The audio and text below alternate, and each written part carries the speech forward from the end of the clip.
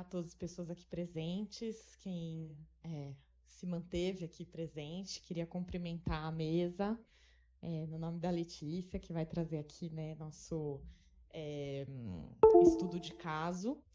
E eu fiquei de dividir, né, essa apresentação com o Chico sobre a dimensão social. Eu sou coordenadora geral da Campanha Nacional pelo Direito à Educação, integrante do GT, da Agenda 2030, no Brasil. A gente cofacilitou o capítulo do ODS 4 de educação e a gente também integra a coordenação global da consulta coletiva de ONGs da Unesco, que é a representação máxima da sociedade civil no mecanismo global de monitoramento do ODS 4. Bom, a gente tem aqui os slides, né, mostrando as metas, as 79 metas da dimensão social.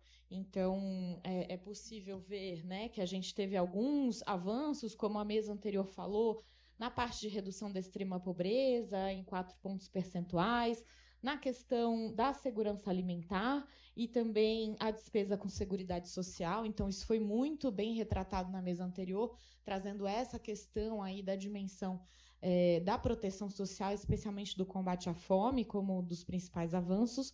Mas a gente também tem retrocessos, e aí a gente tem 2 destaques que tratam sobre a questão das despesas primárias na área social e também dos desastres climáticos e a execução do orçamento em relação à gestão de riscos e desastres, né? Então, 2 pontos estruturais que fazem também avançar todas as metas aí da dimensão social.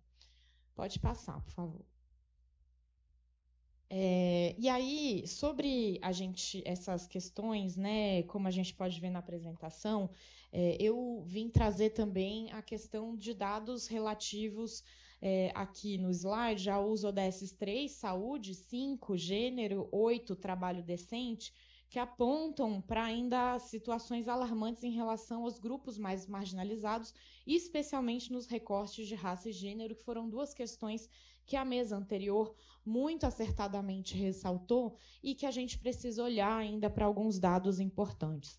Então, por exemplo, dados de tuberculose estão altíssimos ainda no Brasil, que é uma doença que toca especialmente a população mais pobre, negra, indígena, em situação de acesso precário à saúde pública, e não vale lembrar das pessoas privadas de liberdade que estão nessa intersecção desses indicadores, né? Estupros de vulneráveis é algo que, infelizmente, a gente ainda não superou no Brasil, e quando a gente olha para os dados desagregados, a gente vê que toca especialmente a população negra, de crianças até 13 anos, especialmente em suas residências. E o trabalho não remunerado tem carga maior para mulheres, para meninas no ambiente doméstico, no trabalho infantil doméstico, como traz muito fortemente os dados do Fórum Nacional de Prevenção e Erradicação do Trabalho Infantil.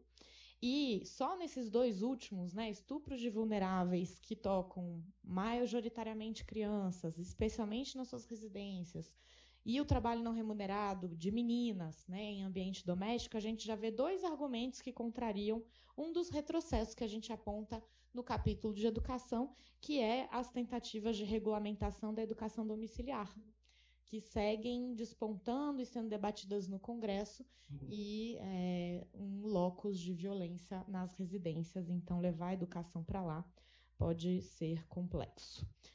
Próximo slide, por favor.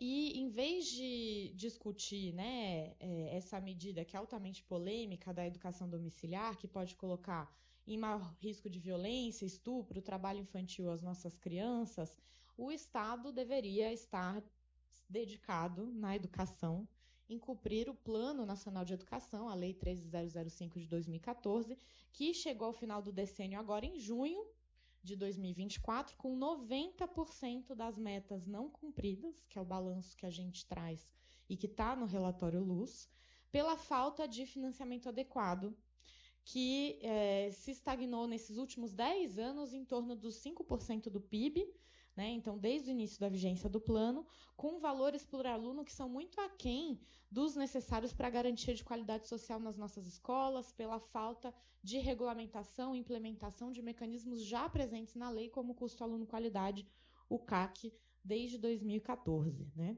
E aí, um dos pontos em retrocesso grave, inclusive no Plano Nacional de Educação, é o percentual de professores com estabilidade, que está 18 pontos percentuais atrás da situação de 10 anos atrás, então pior que 2014. A gente tem redes de ensino no Brasil que tem 80% de professores temporários. E o profissional da educação, o professor especialmente, é um pilar estrutural para a qualidade da educação, né? O ensino. E a gente sabe que a gente investir em educação, várias pesquisas no Brasil e fora e históricas mostram que investimento em educação ajuda na redistribuição de renda, a falta de investimentos aprofunda a desigualdade social, mas além de faltar o investimento maior em educação, a gente também precisa de medidas dedicadas ao enfrentamento da desigualdade social, né? A gente está no 6º país mais desigual do mundo, e nesse país, né, o Brasil, o valor dedicado às políticas de redistribuição de renda e de desenvolvimento sustentável em 2023 não somou nem 4% do orçamento da União. Então, a despeito de a gente avançar em algumas agendas, alguns indicadores sobre pobreza, quando a gente vai olhar para essa questão do orçamento público para as áreas sociais, a gente está muito aquém. E uma outra agenda urgente, que foi ali no resumo que eu mostrei, que está na dimensão ambiental, mas dialoga com a questão social, os mecanismos de previsão e de redução de riscos de emergência climáticas e de enchentes, por exemplo, que tocam por meio do racismo ambiental, especialmente as populações pobres, negras de periferias das grandes cidades, fechando escolas, destruindo moradias, ceifando vidas, ano após ano, da nossa população. E aí, para cumprir o tempo, né, diante desses cenários, né, e a gente só está trazendo aqui alguns destaques, mas tem uma lista de uma série de outros destaques aí no nosso relatório, eu vou trazer 3 grandes áreas de recomendação do nosso relatório Luz desse ano relacionados à dimensão social. Em primeiro lugar, a gente precisa melhorar as nossas formas de monitoramento de políticas. O INEP, por exemplo, na educação sempre foi um exemplo global e parou de ser quando restringiu a transparência e divulgação de dados em 2022 e ainda não retomou como era antes de 2022. E a gente já levou essa questão algumas vezes no Senado e em outras esferas. A gente tem dados, né, não só na educação, em outras áreas sociais, sobre populações indígenas, ribeirinhas, do campo, entre outras, que não são sequer coletados e muito menos disponibilizados. E a gente olha, né, não consegue nem fazer o diagnóstico das políticas sociais em relação a esses grupos por falta desses dados.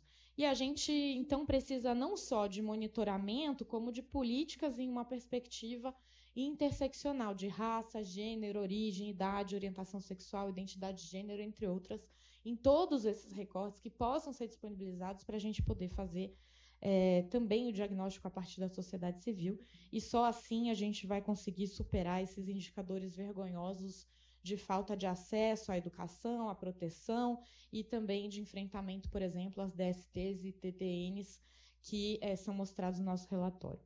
O segundo ponto é que a gente precisa olhar para a infraestrutura básica dos serviços sociais.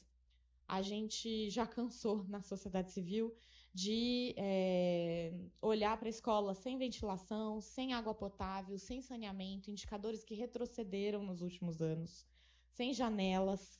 A gente não pode mais aceitar hospitais que não têm gás, não têm energia, não têm médico suficiente, às vezes comunidades inteiras sem agentes de saúde.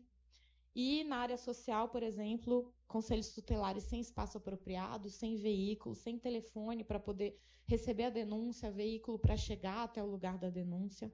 A gente não pode ter, por exemplo, CAPS, falta de CAPS para encaminhamento de estudante que às vezes está em necessidade de cuidados de saúde mental, em uma escola, em contexto de violência, em evidência de violência, de ataque, né, como a gente tem visto aumentar nos últimos anos. Infelizmente, essa semana passada, 4 meninos morreram na Bahia. a gente não pode seguir tratando a população que mais precisa, especialmente com essa falta de investimento, e esse investimento em infraestrutura básica para os serviços sociais precisa ser ainda mais nos territórios mais vulnerabilizados. É um dos pontos mais do que urgentes que foram retratados nos vários relatórios Luzes até aqui. E, por fim, mas com uma importância basilar, né, que é uma das causas dos problemas anteriores, a gente precisa dizer que a gente também não aguenta mais uma economia que não esteja a serviço de quem gera a economia, que é a população, né? A gente precisa superar o teto de gastos, a gente precisa superar a agenda do arcabouço fiscal, que tem esmagado esse orçamento nas áreas sociais em prol do 1% mais rico da população. Como disse a Alessandra, né, na mesa de abertura, a gente precisa também que a agenda seja republicana, né, ao avesso dos processos de privatização de direitos que a gente vê no país. E esse não é um assunto que é novo ou exclusivo do Brasil.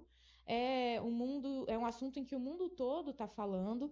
A gente vai ter, felizmente, graças aos países do Sul Global, né, do G77, uma convenção da ONU sobre justiça fiscal. E o nosso próprio ministro, Fernando Haddad, tem trazido muito fortemente a agenda de taxação de grandes fortunas no G20 e já passou da hora de um país rico como o Brasil fazer valer aqui, no nível doméstico, uma reforma tributária progressiva, ampliando os recursos para as áreas sociais que precisam beneficiar especialmente os 40% mais pobres. Então, por fim, acho que uma mensagem que a dimensão social passa nas recomendações é de que o povo cabe sim no orçamento público, porque não é mais ninguém senão o povo que produz o orçamento público. Então, né, deveria ser óbvio, mas não é. O orçamento do país ao povo pertence. Então, a gente precisa reverter essa situação na nossa economia e favorecer a nossa agenda social. Muito obrigada. Obrigada, Andressa Pelanda.